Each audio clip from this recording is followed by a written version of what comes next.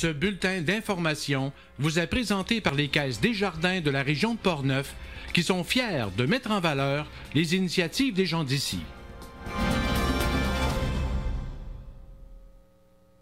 Nous sommes le jeudi 6 décembre 2018.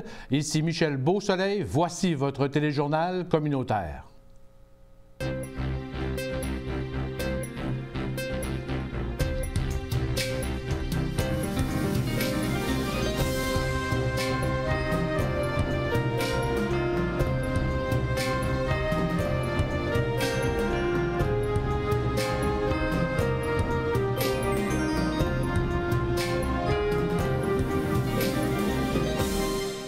Au menu cette semaine, 19 propriétaires forestiers de Cap-Santé endossent la conservation de leur milieu humide pour protéger la source d'alimentation en eau potable de la ville. La salle de spectacle du Centre communautaire de Saint-Marc-des-Carrières porte le nom de Claudia Hébachère. Sur la scène politique, Christian Hébert se rallie derrière Yves-François Blanchette comme futur chef du Bloc québécois. Les meilleurs élèves orateurs de l'école primaire de la Grande-Vallée à Saint-Raymond ont démontré leur talent sur scène la semaine dernière. Une première édition du Festival de la banquise se tiendra à la marina de Portneuf dans le cadre de la 16e course de canot à glace au mois de janvier. À Sainte-Christine d'Auvergne, un hommage sera rendu à M. Roland Boutette lors de la messe de minuit du 24 décembre. Et nous aurons les résultats de la guignolée de la SDC au profit de SOS Accueil. Bonne émission.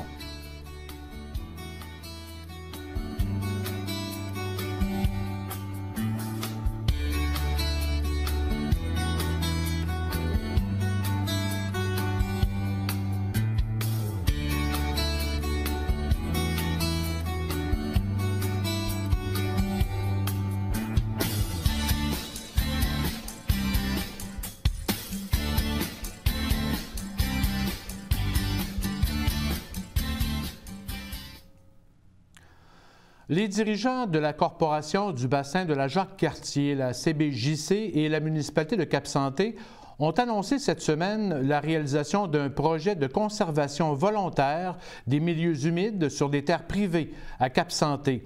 En fait, l'idée était de sensibiliser le plus de propriétaires forestiers possible qui se trouvent près de la source d'eau potable de la municipalité de Cap-Santé à l'importance de conserver les milieux humides de leur territoire.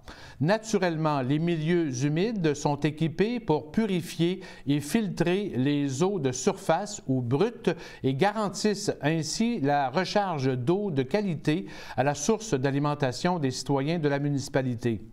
Une technicienne en biotechnologie et biologiste, Myriam Trottier-Paquette, a été mandatée l'été dernier pour convaincre une vingtaine de propriétaires ciblés de la laisser dresser un portrait caractérisé et cartographié des milieux humides de leur propriété. 19 propriétaires sur les 20, correspondant à quelques 36 lots boisés distincts, 170 hectares, ont accepté le projet qui leur permet de mieux connaître la biodiversité et l'impact de cette infrastructure naturelle. On écoute Myriam Trottier-Paquette. En partant de ce portrait-là, on a été chercher plein d'informations sur les espèces qu'on a retrouvées sur le terrain, sur la cartographie en tant que telle. Puis, ces informations-là nous servent à donner un portrait du milieu humide aux propriétaires pour qu'ils en sachent plus, parce que la connaissance de son milieu humide, c'est le premier pas pour aimer son terrain puis avoir envie de le conserver. Ce projet de terrain aura permis aussi de constater que les propriétaires forestiers sont les meilleurs alliés aux milieux humides et qu'une bonne pratique de développement sylvicole est déjà en place et mérite d'être mieux connue et développée. Il faut savoir que les propriétaires forestiers sont probablement les meilleurs alliés des milieux humides. Parce que depuis toujours, ils ont conservé ces milieux-là. Ce qui reste de milieux humides sur notre territoire, c'est souvent sur des propriétés privées des propriétaires forestiers. Et donc, la conservation des milieux humides, ce que ça apporte, c'est surtout de faire des choses que les propriétaires font déjà, en réalité, d'éviter de faire des chemins sur le milieu humide, de prioriser les endroits qui sont non humides ou d'utiliser les chemins déjà existants. C'est vraiment ça qui va faire une différence dans la protection de nos milieux humides. Un rapport préliminaire a été remis aux propriétaires et le cahier des propriétaires actuellement en rédaction sera remis lors d'une visite au cours de ce mois de décembre. Le conseiller à Cap-Santé, producteur forestier et participant au projet, Michel Bertrand, souhaite qu'une telle mobilisation exemplaire et volontaire des propriétaires forestiers à Cap-Santé pour sauvegarder les milieux humides au profit de tous rapproche les deux réalités. La société civile doit apprendre davantage de l'importance et de l'utilité de leurs forestiers de village, constituant un élément économique et social profitant à toute la communauté. L'adhésion des forestiers à ce projet de conservation des milieux humides de leur boisé personnel, de surcroît situé à proximité de l'abreuvoir collectif et ayant un apport positif direct sur l'approvisionnement autant que la qualité de l'eau potable, ceci devrait parler aux citoyens que leur rapport social, même si souvent réalisé dans l'ombre, il demeure essentiel. Pour sa part, le maire de Cap-Santé, Michel Blackburn, y voit des bénéfices autant aux citoyens qu'aux forestiers et une assurance pour les générations futures. D'une part, dans le cas particulier de ce projet, les bénéfices de la Ville sont indéniables si on considère que près de 10 % de l'eau de ruissellement de cette infrastructure naturelle servira de recharge de la nappe souterraine qui s'avère être notre prise d'eau. Aussi, nos forestiers, qui sont des aménagistes hors pair, y trouveront, par le biais de ce projet, des solutions d'aménagement de leur territoire qui contribuera sans aucun doute à bonifier leur patrimoine forestier et par conséquent celui de la Ville. D'autre part, elle ouvre la voie pour un projet similaire directement dans notre périmètre urbain situé entre la route 138, l'autoroute 40, le rang Saint-Joseph et le chemin du Bois-de-l'Aille. Actuellement, la majeure partie de ce territoire est dans son état naturel, mais sera inévitablement le point de mire du développement des 50 prochaines années. Répertorier les zones humides qui y sont présentes permettrait aux décideurs d'aujourd'hui et de demain d'élaborer des stratégies de développement en harmonie avec le territoire, non seulement dans un souci de préservation et d'observation, mais également par souci d'économie, en utilisant les caractéristiques naturelles de ces écosystèmes et d'en faire des infrastructures vertes au service de la communauté. Le président de la CBJC, Claude Sauvé, a salué la participation exceptionnelle des propriétaires forestiers et de la Ville de Cap-Santé dans ce projet et il souligne qu'il est plus rentable à tous les niveaux d'investir dans des infrastructures vertes que les infrastructures grises. C'est investir dans une infrastructure verte, c'est investir dans les écosystèmes naturels pour éviter d'investir dans des infrastructures qu'on dit grises, du béton, des techniques, des technologies qui coûtent beaucoup plus cher en termes de sous, puis qui doivent être entretenus, tandis que c'est un écosystème naturel, ça se maintient tout seul, c'est durable, c'est à long terme. De plus, les milieux humides sont générateurs de la biodiversité, une sphère de la nature menacée à travers la planète et même ici chez nous. On parle beaucoup des changements climatiques aujourd'hui. Ça contribue à ça aussi, le maintien des milieux humides, mais ça contribue aussi à la biodiversité, qui est un peu le parent pauvre. On parle beaucoup de changement climatique, c'est à la mode. Mais une des grosses menaces sur le plan planétaire et même local, c'est la perte de biodiversité. Il y a de plus en plus de pertes de biodiversité. Et ces milieux humides-là, ça contribue à améliorer, à conserver au moins, puis à améliorer la biodiversité. Autrefois, c'était des milieux qui étaient considérés moins intéressants pour différentes raisons. À mesure que leur disparition, on s'aperçoit qu'ils sont importants, puis moins qu'il y en a, plus ils sont importants. Ça fait que ceux qui restent, il faut leur faire attention parce qu'ils en restent de moins en moins dans beaucoup de milieux. Vous en avez ici, vous en avez plusieurs, puis c'est important de les conserver. D'autres projets du genre pourraient se réaliser dans Portneuf ou ailleurs et à la MRC de Portneuf, une réflexion est en cours pour inclure la protection des milieux humides dans les prochains plans d'aménagement du territoire. À Saint-Marc-des-Carrières, le vendredi soir dernier, 30 novembre, on a profité de la soirée annuelle de reconnaissance des bénévoles et d'employés municipaux pour inaugurer la salle de spectacle du Centre communautaire et culturel nouvellement rénové et équipé. La municipalité a décidé de donner le nom de Claudia Hébachère à la salle de spectacle en l'honneur de Claudia, qui a vécu son enfance à Saint-Marc-des-Carrières et qui est reconnue dans le monde des médias comme animatrice et productrice depuis plusieurs années. Claudia Hébachère co-anime l'émission de loterie populaire à TVA, La Poule aux œufs d'or, depuis 2006 et anime à la radio 100,1 rythme FM à Trois-Rivières. En plus de ses talents de communicatrice, elle pratique le bénévolat depuis plus de 35 ans, initié par ses parents. Sa mère était impliquée dans le cercle des fermières et son père était pharmacien à Saint-Marc. Écoutons une anecdote.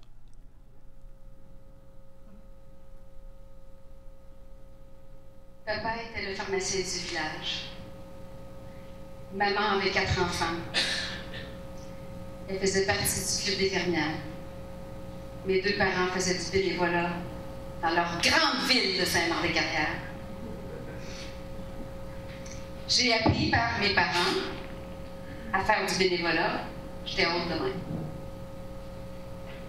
J'ai vu mon père déchirer des factures de médicaments pour enfants parce que les mamans arrivaient pour payer les médicaments du mois.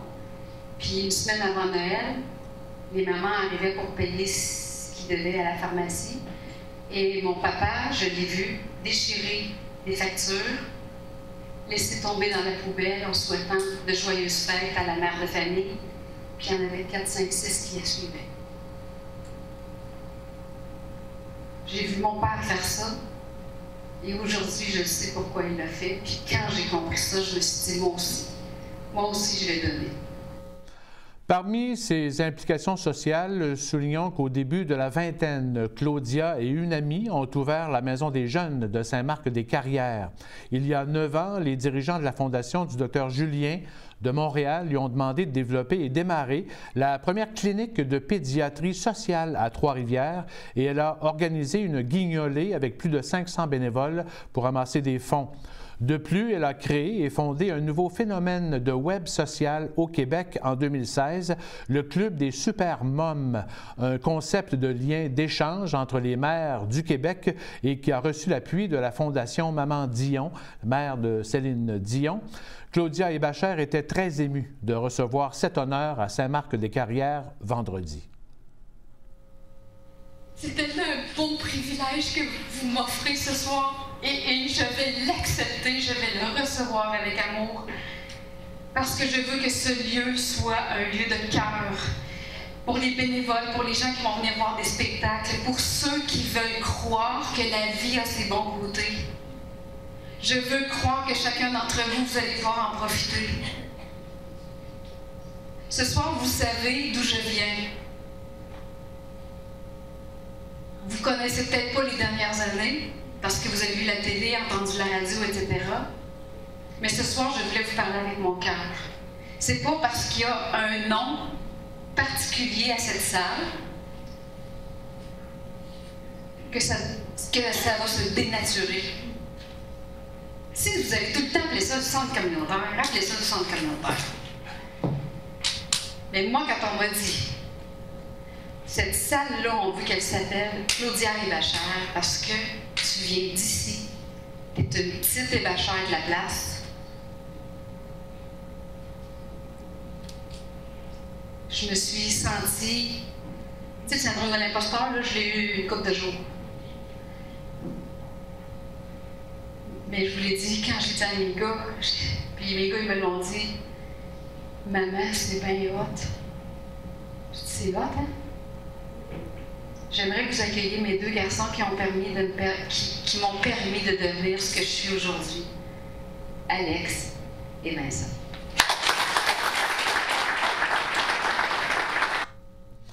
Avant l'inauguration de la salle de spectacle, on avait justement simulé le jeu La Poule aux œufs d'or pour reconnaître les différentes organisations bénévoles de Saint-Marc-des-Carrières et les gens qui donne du temps à aider les autres. M. Robert Petit a été reconnu bénévole de l'année pour son implication dans le hockey mineur de Saint-Marc-des-Carrières durant plus de 15 ans, dont plus de 10 ans comme président. Un certificat honorifique a été remis à des employés municipaux pour leur contribution au mieux-être des citoyens de Saint-Marc et de leurs années de service. Ainsi, un certificat a été remis ou sera remis parce qu'elle n'était pas présente durant la soirée à Mme Marlène Gobeil, adjointe administrative après 20 ans de service à la municipalité, ainsi qu'à Sylvain Morissette, directeur des loisirs depuis 15 ans. 2 pompiers, Martin Cochrane et Pascal Leduc, ont reçu chacun une médaille de la bravoure du gouverneur du Canada pour les 20 ans de service au service des incendies à Saint-Marc-des-Carrières. Sur la scène politique, le Bloc québécois semble se diriger vers le couronnement d'Yves-François Blanchette à la tête du parti. Dans le quotidien Le Devoir, on apprend que l'unique autre candidat annoncé de la course, le producteur agricole de Deschambault et le candidat du Parti québécois dans Port-Neuf aux dernières élections, Christian Hébert, vient de se désister et de lui donner son appui. M. Hébert vante par voie de communiqué l'expérience politique et publique de M. Blanchette, ainsi que sa volonté de rassembler l'ensemble des forces indépendantistes dans un seul parti. Yves-François Blanchette comptait déjà l'appui de 6 des 10 députés bloquistes, de même que du Forum jeunesse du Bloc québécois qui représente environ 2000 jeunes militants. Seul le député Michel Boudria a également montré de l'intérêt. Il serait toujours en réflexion. La course à la chefferie du Bloc débutera officiellement le 14 décembre et les aspirants chefs auront jusqu'au 15 janvier pour officialiser leur candidature. Le député de Port-Neuf, Vincent Caron, accueille avec satisfaction la mise à jour budgétaire automnale présentée cette semaine par le ministre des Finances qui toucheront à la hausse le portefeuille des familles et des aînés au cours des 5 prochaines années. Parmi les engagements, notons la mise en place de l'allocation famille, une mesure plus généreuse que l'ancien soutien aux enfants pour les familles ayant plus d'un enfant. Le gel de la contribution additionnelle pour la garde d'enfants en services subventionnés à compter de 2019, l'instauration dès 2018 d'un montant pour le soutien des aînés à faible revenu âgés de 70 ans ou plus, des mesures d'allègement fiscal pour accélérer l'investissement des entreprises, en plus de favoriser l'acquisition de véhicules verts et une accélération du remboursement de la dette. Le député Vincent Caron sera avec nous en studio dans le prochain bulletin de nouvelles et le dernier de l'année 2018, le jeudi 13 décembre prochain. La commission scolaire de Port-Neuf termine son année financière 2017-2018 avec un excédent d'exercice de 186 072 $, additionné à l'excédent accumulé de 9 44 229 $ du début de l'exercice. L'excédent accumulé au 30 juin 2018 totalise un montant de 9 230 301 $.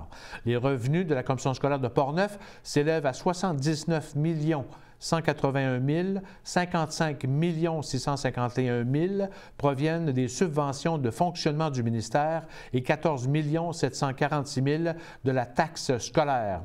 35 694 000 sont destinés à l'enseignement et à la formation, 18 573 000 au soutien à l'enseignement et à la formation, 11 millions aux services d'appoint et 7 300 000 $ aux biens meubles et immeubles.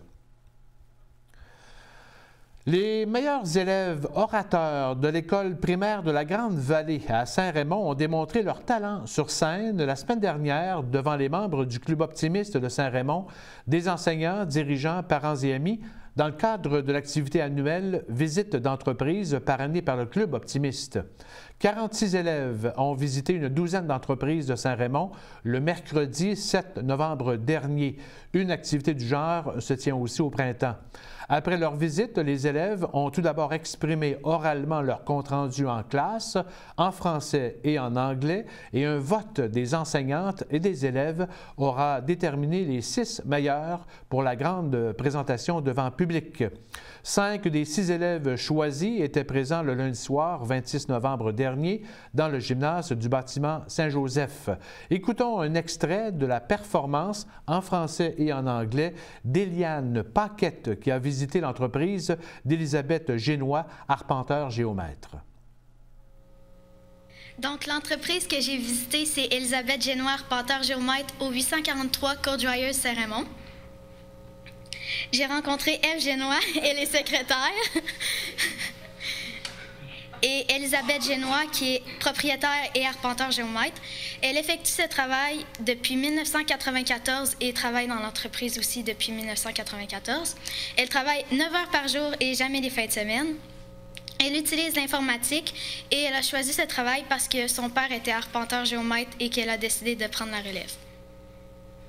Elle a 7 employés sous sa direction, dont Jean-François, qui est technicien et dessinateur, et Martin, qui est technicien.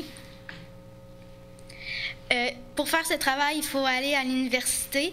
Le français, les maths, la géographie et les droits sont vraiment importants. Les conseils qu'elle nous donne pour notre avenir, c'est de bien faire ses études et d'avoir plusieurs expériences de travail. English part. The job in this company is land surveyor, secretary, designer, and accountant. I love my visit and I visit the office, the kitchen, the garage, and the room with workbooks. I have all of my information. I dislike nothing and I was well welcome. The part that I love the most is to look in the manual total station. The thing that it impressed me is the precision that they have. I love this activity by the Club Optimist. And the Optimist Club organize activities for the young people. Thank you.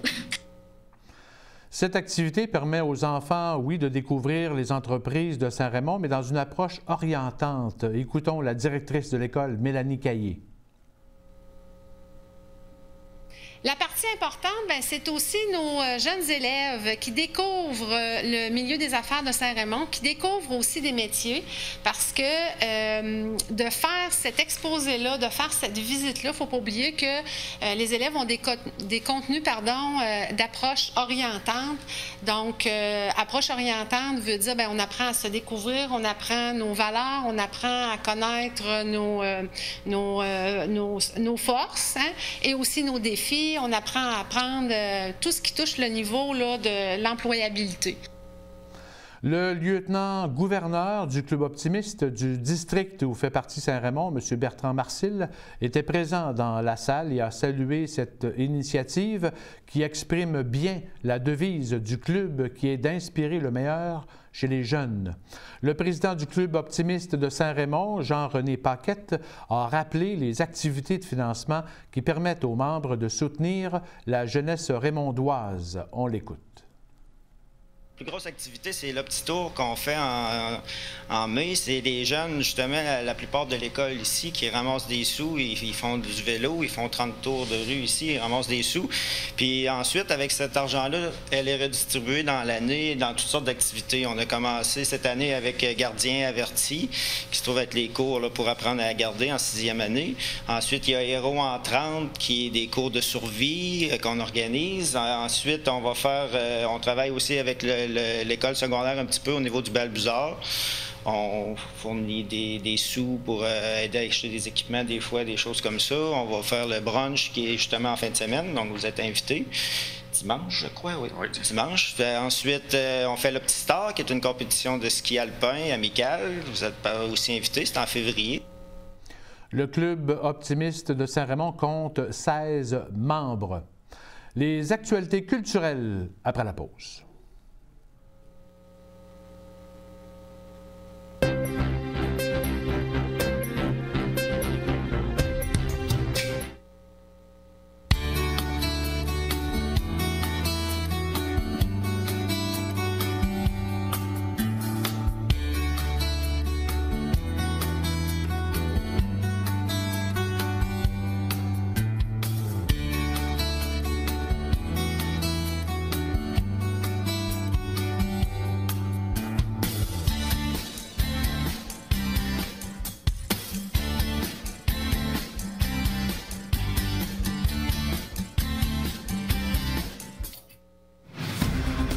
Ce bulletin d'information vous est présenté par les Caisses Desjardins de la région de Portneuf qui sont fiers de mettre en valeur les initiatives des gens d'ici.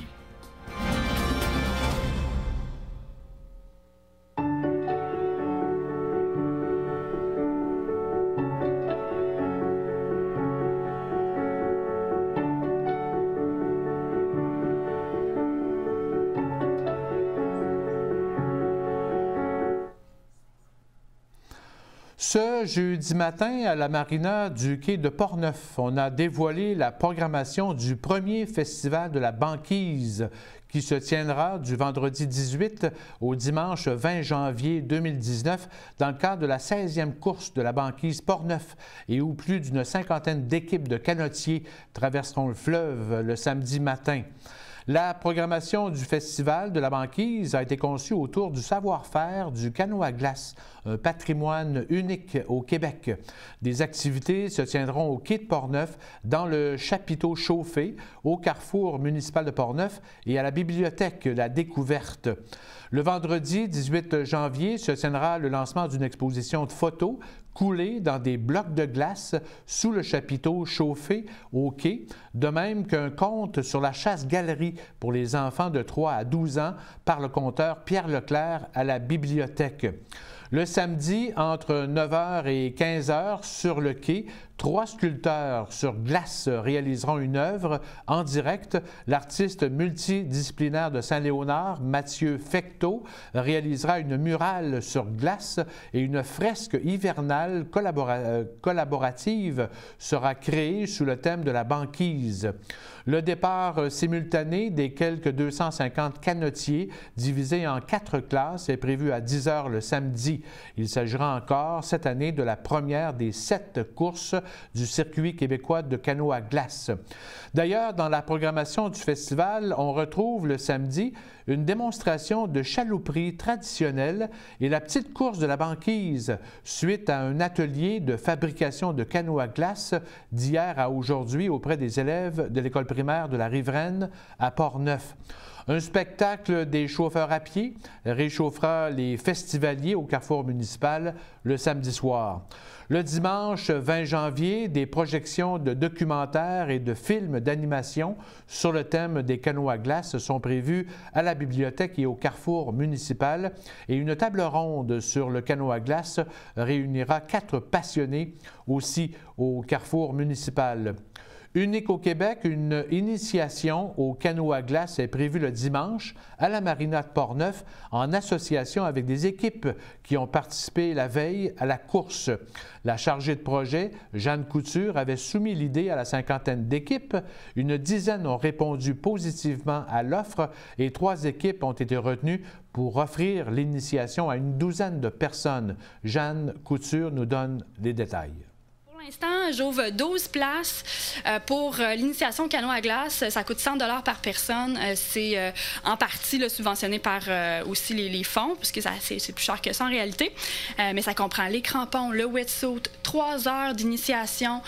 Ça va être vraiment ici à la marina. On commence à l'intérieur, les règles de sécurité. On va faire des pratiques à l'intérieur de différents mouvements. Et après, c'est environ 1h30 sur le fleuve là, avec 3 participants dans un canot et 3 canotiers. Donc, c'est vraiment 1 pour 1. Alors, je travaille là-dessus en ce moment. C'est vraiment trippant de voir, en tout cas, l'engouement des canotiers qui, eux, sont très contents d'ailleurs de rester une journée de plus à Portneuf. Ils étaient vraiment emballés par l'idée.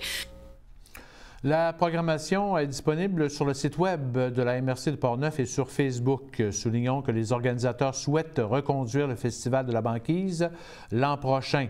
Un budget de 46 000 $ a été nécessaire cette année et le Fonds Aluminerie de Deschambault pour les collectivités durables a injecté 39 000 $ au projet.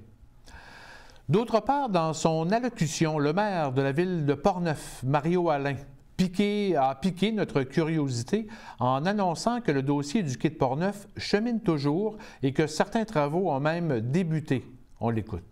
Simplement, c'est qu'on a eu pas des rencontres, mais des contacts avec le ministère, avec le gouvernement fédéral, qui nous a annoncé la présence d'expertise qui se ferait aux abords du quai. Parce qu'on sait que dans le projet de cession du quai à la municipalité, une des grosses problématiques, c'est au niveau de la pollution, au niveau de la contamination.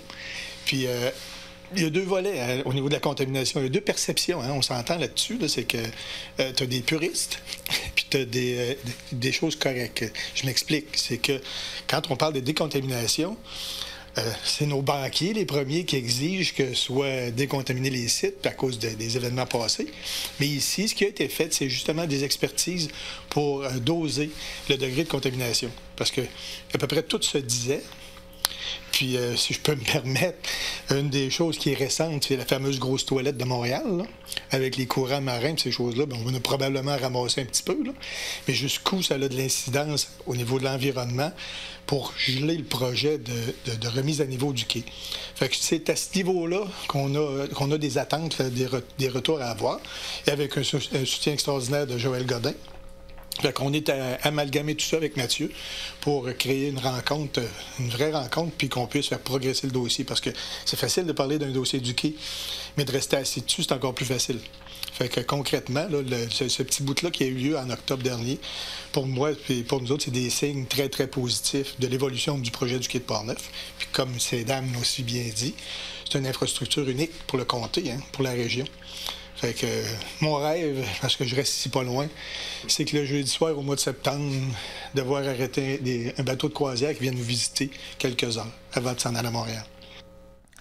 À Sainte-Christine d'Auvergne, un hommage sera rendu à M. Roland Boutette lors de la messe de minuit du 24 décembre prochain à 21h pour son implication à l'Église depuis 62 ans, mais surtout parce qu'il s'agira de la 50e messe de minuit de suite qu'il participe comme bénévole. La messe sera célébrée sous le thème de la télésérie Le temps d'une paix que M. Boutette affectionne particulièrement. Roland Boutette est un enseignant retraité impliqué à l'Église de Sainte-Christine d'Auvergne depuis son enfance, de servant de messe à ses débuts à Bedeau et sacristain aujourd'hui. Notre collègue Stéphane Lépine l'a rencontré vendredi dernier, de même que sa filleule, Caroline Boutette, qui chante dans la chorale depuis 38 ans et qui a décidé de lui rendre cet hommage. Écoutons son entrevue avec Caroline.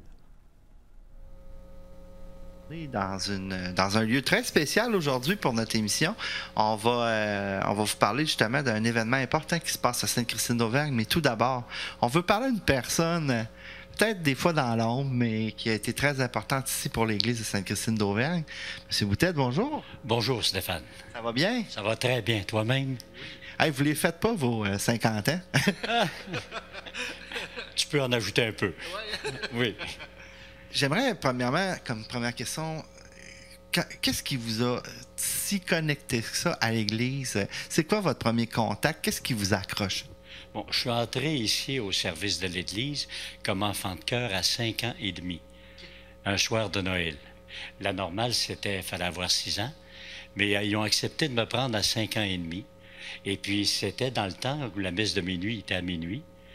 Il y avait 3 messes. Fait que c'était très long. Fait que l'abbé Bussière, qui était curé à l'époque, avait dit à mes parents, je vais m'occuper pour pas qu'ils s'endorment. Ça fait qu'il m'a surveillé, je me suis pas endormi, et ça a été le début. Ensuite, j'ai été enfant de chœur, j'ai servi la messe, deuxième acolyte, premier acolyte, cérémoniaire, turiféraire. Je ne sais pas si c'est des termes avec lesquels vous êtes familier. Les deux derniers, plus ou moins, là? Plus ou moins. Alors, j'ai été servant de messe. Ensuite, j'ai été lecteur.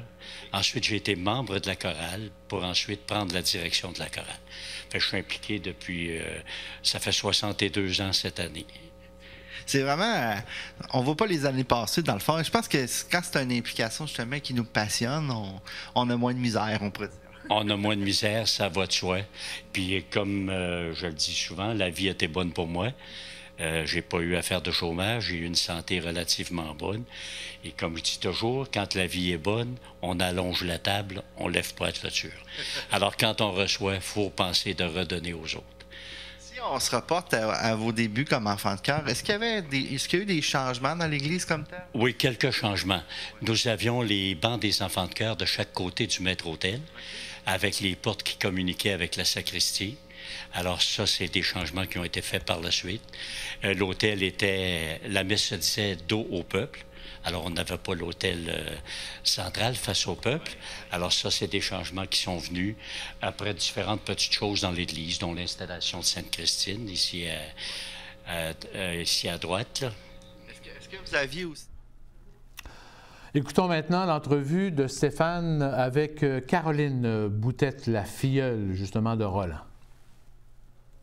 Mais là, on est ici vraiment pour parler de la messe du 24. Il va y avoir beaucoup de choses. Premièrement, je veux aviser les gens, là, le temps d'une paix, ça va être ici. Là. Exactement, oui. Et pourquoi le temps d'une paix? Roland l'a précisé tantôt, c'est une télésérie que Roland affectionnait énormément. Alors, on veut lui faire vivre cette époque. Roland disait qu'il n'a pas connu l'époque des Slay, tout ça, mais ça a toujours été un peu relatif. L'émission a toujours été un petit peu relatif à, justement, le temps d'une paix. Ça ressemble à Sainte-Christine. Ouais. Alors, je me suis mis à penser à ça dans mon camion et j'ai dit, bon, ben on fait une petite mise en scène sur le temps d'une paix. On va vraiment rendre la messe sous le thème le temps d'une paix, robe d'époque, chevaux.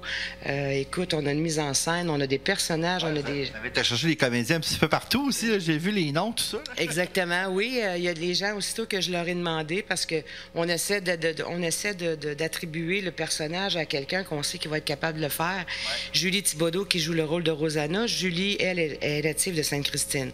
Elle habite plus Sainte-Christine, mais est native de là.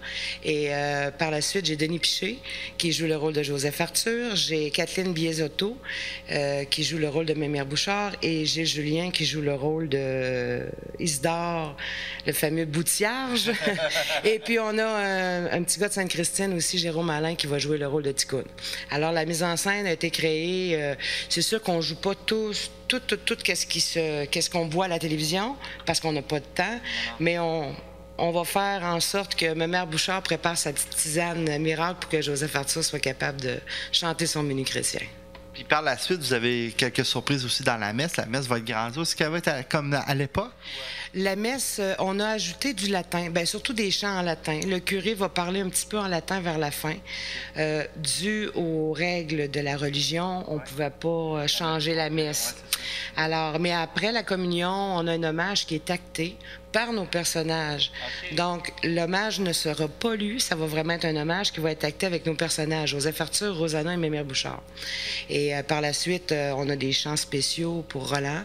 Et après, on invite les gens à venir dans la maison de Rosanna, parce que Rosanna va inviter le monde à venir réveillonner. Okay.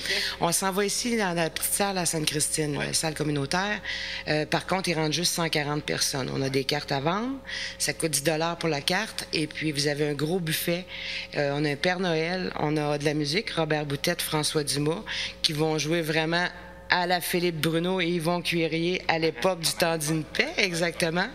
Et puis, on a des tirages. Les commerçants de Saint-Raymond ont été merveilleux. Saint-Raymond, Saint-Basile, un peu partout. On a ramassé des beaux prix de présence. Fait qu'on a des prix de présence à faire tirer. On demande aussi aux gens que ceux qui veulent venir, on a un Père Noël. Alors, étant donné que c'est Noël, le 24 décembre, si les parents veulent apporter un cadeau à leur enfant, donc le Père Noël, à ce moment-là, pourra remettre le cadeau à leur enfant. Exactement. Puis ici, à l'église comme telle, il y a un certain nombre de places aussi. C'est la même chose. On va limiter un peu l'accès. Oui, bien présentement, c'est que les gens avaient la chance de réserver un banc. Nous, à Sainte-Christine, à chaque année, on a cette mentalité-là. On disait aux gens, si vous voulez avoir votre banc pour l'année, réservez-le pour la messe de minuit et vous l'avez pour jusqu'à la messe de minuit l'année prochaine. Alors, on a fait ça. Et puis, les gens, présentement, il nous reste 15 bancs, plus notre jubé. Fait qu'on a encore de la place pour peut-être une centaine de personnes, là.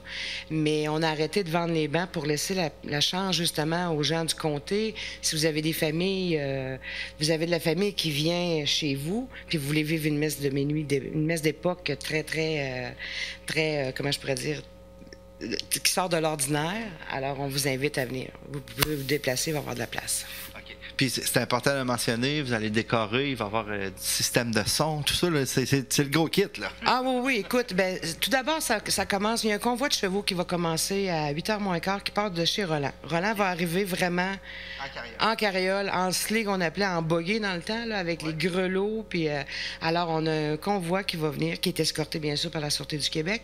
Alors, les gens qui vont circuler sur la 354 ici, durant Saint-Joseph, à venir à l'église, de faire attention. On invite j'invite les gens à faire attention. 8h moins quart, ça va partir de chez Roland. On s'en vient ici à l'église. On a des petits chanteurs sur le perron de l'église, comme à l'époque. Et Roland va faire son entrée. On a la sonorisation Daniel Tanguay qui est là. Alors, jeu de lumière, éclairage, sonorisation, ça va vraiment être une belle messe. Moi, en tout cas, j'ai hâte. Ça fait longtemps que je la préparais dans ma tête et là, maintenant, mon projet va se réaliser. Je suis très contente. En tout cas, à date, on sent la passion tant de Roland que de toi là, pour cette Oui, parce que j'ai toujours aimé cette époque-là. Moi, j'ai fait partie du 150e de Saint-Raymond. À l'époque, j'étais dans la chanson thème du 150e. Donc, pour moi, la robe d'époque, l'époque, les chevaux, Ah, ouais, ça vient me chercher. J'ai toujours été... Mais écoute, moi, j'ai pas connu comme un peu le genre salon rouge. Tu sais, si on peut dire, j'ai été habituée avec mon père dans la musique, dans les soirées, c'était surtout avec les personnes âgées, les clubs d'argent, ces choses-là. Fait que moi, à 8-9 ans, je suivais mon père partout dans les soirées qu'il faisait. Fait que j'ai toujours été avec des personnes plus âgées. Donc, j'ai toujours aimé un peu plus ce côté-là. Là. Le traditionnel, exactement. Je suis pas une fille de discothèque, là. Mais pas doute. En terminant, si justement les gens sont intéressés, comment on fait? Est-ce qu'on peut communiquer? On a un numéro de téléphone, un site Internet? Oui. Premièrement, il y a une page Facebook sur Facebook qui s'appelle Hommage à Roland Boutette, 50e messe de minuit. Alors, vous pouvez consulter cette page-là. Toutes les informations sont inscrites. Et par la suite, vous pouvez aussi vous téléphoner à Ghislaine Chevalier, qui est notre secrétaire de la chorale, parce qu'on a quand même on a un président et une secrétaire. Alors, vous pouvez téléphoner Ghislaine au 418-329-2572. C'est elle qui prend les réservations pour les bancs. Là, les bancs, on n'en réserve plus, mais les cartes sont encore disponibles pour la réception ici, pour le réveillon de Noël. Alors, au coût de 10 $, puis on va s'amuser, on va avoir bien du fun. Je te laisse justement la dernière minute pour inviter les gens directement. Bien, écoutez, on vous invite, si vous voulez vivre une messe de minuit incroyable, ça se passe ici à Sainte-Christine d'Auvergne. C'est sous le thème « Le temps d'une paix ». Alors, comme j'ai dit, chevaux, costumes, il va y avoir une mise en scène. Vous avez un beau réveillon avec Rosanna après. La salle va être décorée rustique aussi. On a acoustique, accordéon, violon. Alors, on vous invite tout le monde. Ça va nous faire chaud au cœur de vous recevoir ici dans notre petite église à Sainte-Christine d'Auvergne. Merci beaucoup, Caroline, puis bonne activité. Bien, merci, Stéphane. Merci à vous autres aussi, CJSR. Ce jeudi matin, 6 décembre, entre 6h30 et 9h, dans les rues de Saint-Raymond, une vingtaine de bénévoles ont bravé le froid, tuque à la tête, dossard au dos et chaudière au bras pour ramasser des fonds pour le SOS Accueil dans le cadre de la 8e guignolée de la Société de développement commercial de Saint-Raymond, la SDC. 41 712 $ ont été amassés depuis 8 ans et la SDC souhaite atteindre 7 800 $ cette année. Pour nous faire un bilan de la récolte, nous accueillons en studio la coprésidente de l'organisme d'aide SOS Accueil, Mme Géraldine Doré, et Sophie Denis de la SDC, responsable de la guignolée. Bonsoir, mesdames. Bonsoir. Merci d'être avec nous. Pas trop froid ce matin? Oui, c'était froid. C'était peut-être froid, hein, c'est ça, avec beaucoup de neige. Moins 13. Moins 13 degrés. Vous étiez bien habillés. Pas suffisamment. Pas suffisamment. J'avais les doigts gelés. Ah oui? Oui. Vous avez donc sillonné les rues de Saint-Raymond, les principales en fait, intersections. Une vingtaine de personnes cette année? 21 bénévoles pour la récolte des sous. Oui. Oui. Juste par curiosité, est-ce que la récolte était bonne? Vraiment. Vraiment? Vraiment, ah oui. Moi, ça me rend très émue.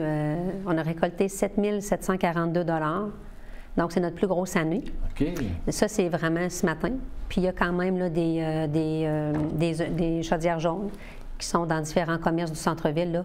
Fait qu'on se donne encore aujourd'hui. Puis, demain matin, moi, Mélanie Genois et moi, on va faire le décompte.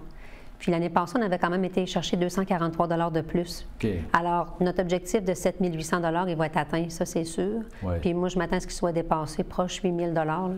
C'est beaucoup d'argent ramassé au coin de la rue, en fait. C'est des sous, ça. C'est des sous, quelques piastres aussi, mais c'est impressionnant. En 2h30. En 2h30 seulement. En 2h30. Mais tu sais, il y a une belle couverture médiatique. Ouais. Puis, les gens sont sensibles à la cause. Puis, les gens sont heureux de donner aussi, c'est ce qu'ils nous disent. Oui. Oui. Quand les gens baissent leur vitre de taux, là, puis vraiment, c'est un beau geste de solidarité. Est-ce que vous recevez quelques denrées non périssables? Oui, ils en ont reçu ce matin. Okay. Des sacs avec des denrées non périssables, puis ils ont même reçu des sacs de vêtements qui vont être portés directement au SOS Accueil. Oui. C'est pas trop difficile de recruter des bénévoles? Non. C'est pas mal les mêmes. Bien oui, puis c'était notre 8e édition. On a des filles, entre autres José Barreau, José Plamondon, qui sont là depuis le début, toujours au même endroit. Puis c'est leur spot, puis les filles font une super de belle job. Puis aussi, on a l'équipe de Jeff aussi qui s'est joint à nous autres depuis 2 ans du mondial. Okay. Il y avait les gars de la boucherie des chefs. Puis sont dynamiques, tu sais. Puis en tout cas, les gens là, qui se lèvent le matin puis sont pas trop réveillés, là, quand ils baissent, là, oui, les gars, c'est vraiment le fun. Puis d'année en année, cette année, on avait des nouvelles personnes. Puis là, ils ont dit, on réserve notre place pour l'année prochaine. Parce que, il va y avoir une 9e édition. Ah, c'est sûr, oui. C'est sûr, oui. Sûr. Parce qu'on parlait de la cause, justement, la cause du SOS Accueil, très connu dans la région, dans la grande région de Saint-Raymond, en fait, comme organisme d'aide. Vous en êtes la coprésidente, hein? Oui, coprésidente. La coprésidente. C'est ça.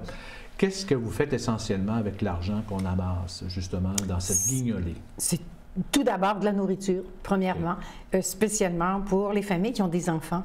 Alors, c'est vraiment là, les personnes qu'on veut aider le plus. Il y a quand même des personnes seules qui ont des besoins aussi. Oui. Vous confectionnez des paniers, en fait? Oui, on les fabrique à mesure selon le nombre de personnes à la maison, puis selon les âges aussi. Quand il y a plus d'enfants, bien, on y va plus avec des céréales, des choses que les enfants aiment beaucoup. Oui. Souvenez-vous, l'an passé, combien de paniers vous aviez confectionnés? On avait plus de 200. Je pense que c'était tout près de 220. 220 demandes, en fait, de paniers. Oui.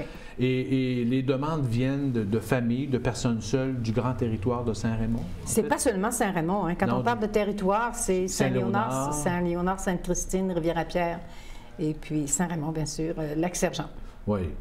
SOS Accueil, c'est synonyme de bénévoles, beaucoup de bénévoles? Uniquement des bénévoles. Uniquement des bénévoles. Oui, sur place, on est entre 100 et 110, ça varie un peu chaque année. Quand même, c'est impressionnant. On a quand même beaucoup à la maison aussi. Il y a une vingtaine à la maison qui font du tricot, qui font toutes sortes de travaux là, sur les vêtements. En fait, les gens travaillent chez eux et rapportent en fait leurs produits, leurs œuvres, oui, qui sont vendus à très bas prix. À très bas prix.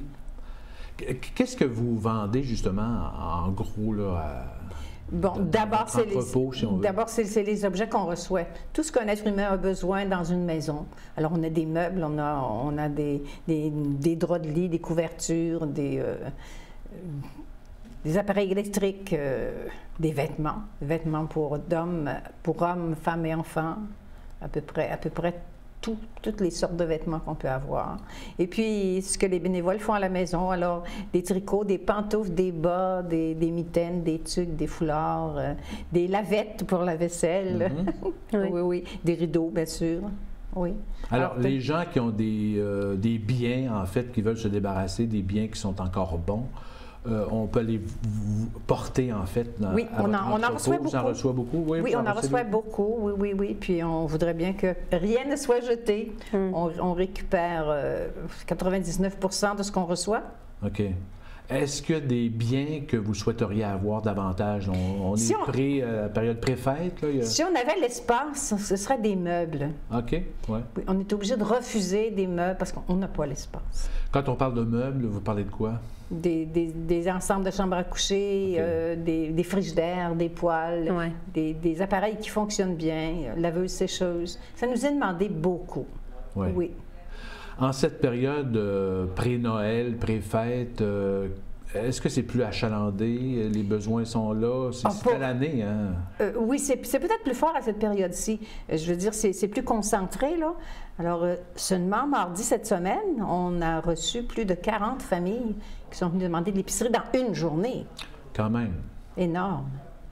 Puis les paniers qu'on fait, c'est extraordinaire. Oui. Qu'est-ce que vous on a une demi-dinde. Toutes les familles reçoivent demi-dinde. En plus, ceux qui sont plus de 5, on va leur ajouter une autre demi-dinde. On a du thé caché, on a des œufs, on a du pain, de la... Vous avez des produits périssables quand même dans les oui. Non périssables et périssables. Ah oui, absolument. Oui. Et actuellement, avec la guignolée, justement, les gens peuvent poursuivre en fait les dons de biens non périssables? Oui, oui, dans les épiceries, comment on peut déposer, où ça se fait? Encore dans les pharmacies, j'imagine? Oui, dans les pharmacies, dans les épiceries, les pharmacies. Écoles? Dans les écoles? Les écoles aussi. Okay. Comme au magasin, on en a une boîte qu'on peut recevoir. Oui. Et donc, les gens arrivent et déposent tout simplement dans ces paniers-là et vous ramassez ça. Et ça, c'est disponible, ces paniers-là, jusqu'à quand? Avant... Nous, on arrête le 18 décembre, alors ça va être autour de ça à peu près. Là, oui. À peu près au 12 décembre? 18 décembre. On ferme le 18. OK. SOS Accueil ferme le 18 décembre? 18 décembre pour un mois. Pour un mois? Oui. Parce que vous êtes ouvert quand même. C'est quoi? Vous êtes ouvert 3 jours, semaine? 2 jours et demi, semaine. 2 jours, durant l'année, là? Oui. 2 jours, semaine? Oui. Puis les gens peuvent aller acheter, en fait, tout ce qu'ils achètent va pour... Exactement. Vous offrez aussi des bons... C'est des bons d'achat dans les épiceries? Ce sont des bons d'achat dans nos 2 épiceries à Saint-Raymond, Provigo et Métro. C'est des bons de 25 $. Il y a des choses qu'on demande de pas acheter avec les argents qu'on donne, comme la nourriture pour animal, les cigarettes, l'alcool, par exemple, le vin. On demande de ne pas acheter ça. Là. OK.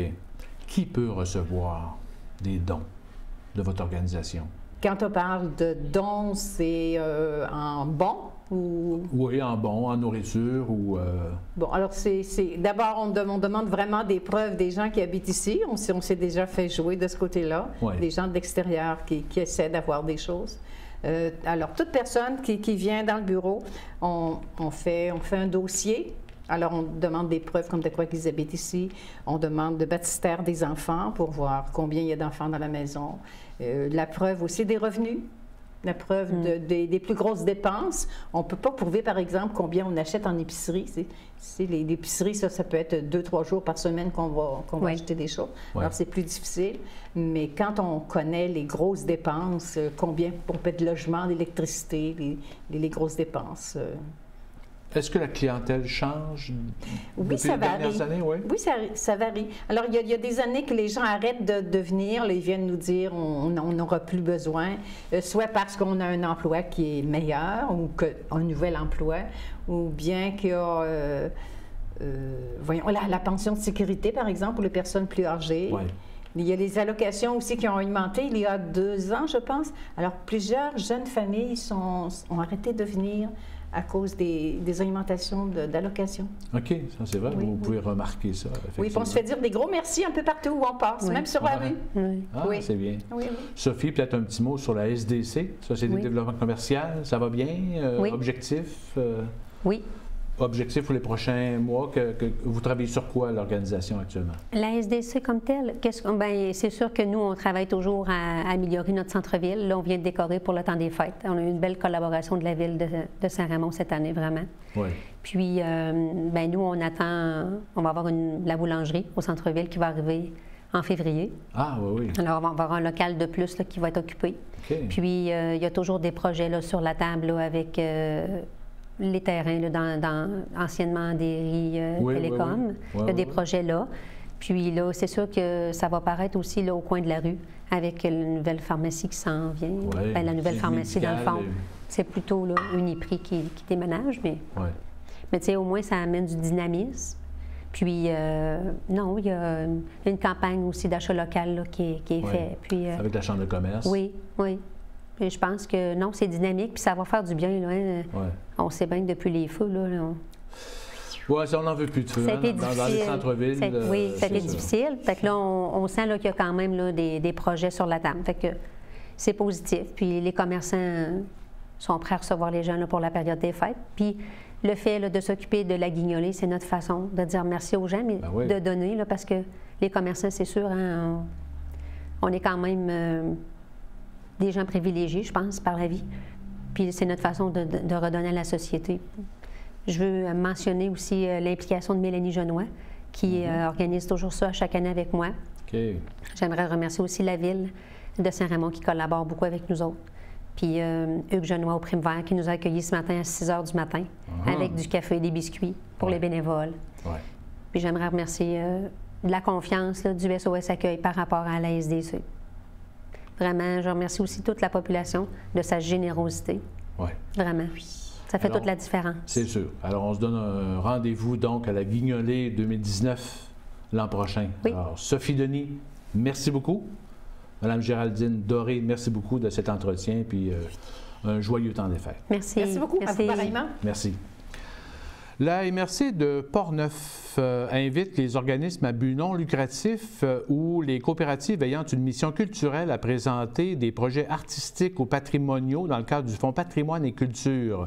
Les projets doivent avoir une durée définie et être une réalisation unique, en fait, qui ne se répète pas dans le temps. Depuis sa création en 2004, le Fonds patrimoine et culture de la MRC de Portneuf, issu de l'entente de développement culturel conclue avec le ministère de la Culture et des Communications, permet d'encourager et de soutenir les initiatives culturelles portées par le milieu. Pour l'année 2019, un budget d'un peu plus de 40 000 $ est disponible pour supporter des projets en lien avec la politique culturelle de la MRC de Portneuf.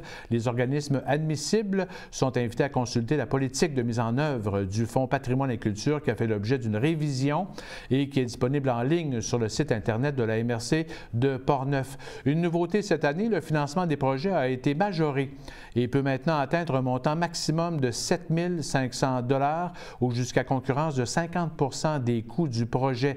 Les demandes doivent être transmises au plus tard le 11 février 2019 par courrier électronique à Eliane Trottier à la MRC de Portneuf.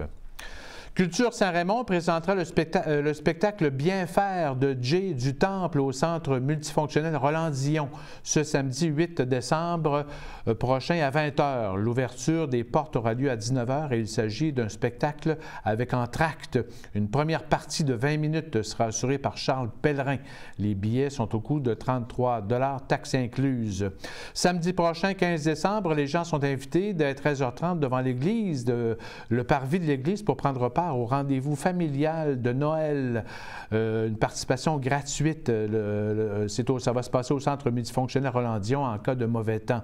Feu, chocolat chaud et animation sont prévus. Atelier d'initiation au cirque pour tous les âges animé par un artiste circassien. Vous aurez la chance d'essayer plusieurs disciplines telles que le pois, je ne sais pas si on dit ça comme ça, le hula hoop, la jonglerie et les échasses, entre autres. Ça va se passer donc en après-midi. Bye bye 2018, bienvenue 2019. Alors réservez votre soirée du 31 décembre pour la fête du Nouvel An au centre-ville de Saint-Raymond. Après le succès des 2 dernières années, on revient cette année avec des festivités du Nouvel An à Place de l'Église. Ça commence à 22 h, une soirée retrouvailles, différentes célébrations et comme point culminant, le traditionnel feu d'artifice marquant le début de la nouvelle année. À moins d'un redout exceptionnel, la station de ski Saint-Raymond ouvrira officiellement ses portes le samedi 15 décembre prochain à compter de 10 h. Les amateurs de ski, de planche à neige, de glissade pourront profiter de la période des fêtes pour se divertir et s'amuser dans un contexte familial, sécuritaire et accessible. Les pentes seront enneigées au cours des prochaines semaines avant le début de la saison. Toutes les informations sont disponibles sur la page Facebook du centre de ski et aussi du côté de la ville de Saint-Raymond. Et les bénévoles de l'opération Nez Rouge Portneuf ont effectué 45 raccompagnements dans les 2 jours de service vendredi et samedi dernier, 4 de plus que l'an dernier à même date. Des équipes seront disponibles ce vendredi et samedi 7 et 8 décembre prochain pour quiconque aurait consommé trop d'alcool ou autre substance ou se sent trop fatigué pour conduire son véhicule. Alors, ça complète Info CJSR pour cette semaine. Merci à Stéphane et Tony à la régie, au montage de la caméra sur le terrain, de même que Philippe à la caméra sur le terrain et au montage. Merci à Lucie à l'accueil des invités en studio. Merci d'être avec nous. Si vous appréciez, parlez-en d'autres. On se laisse avec des images de 2 activités de Noël qui se tenaient, une le vendredi 30 novembre au relais de la Pointe aux Écureuils à Donnacona et l'autre le samedi 1er décembre au Moulin Marcoux à Pont-Rouge. Alors, bonne semaine. Nous avons fait un très long voyage. Grelot et moi, nous avons été trop tard. Et savez-vous pourquoi j'ai amené Grelot avec moi? Vous ne savez pas? C'est parce que Grelot, c'est ma lutine la plus frileuse. Et au pôle Nord, elle a toujours froid. Elle a tellement froid Quelle grelotte, Grelot! Le long chemin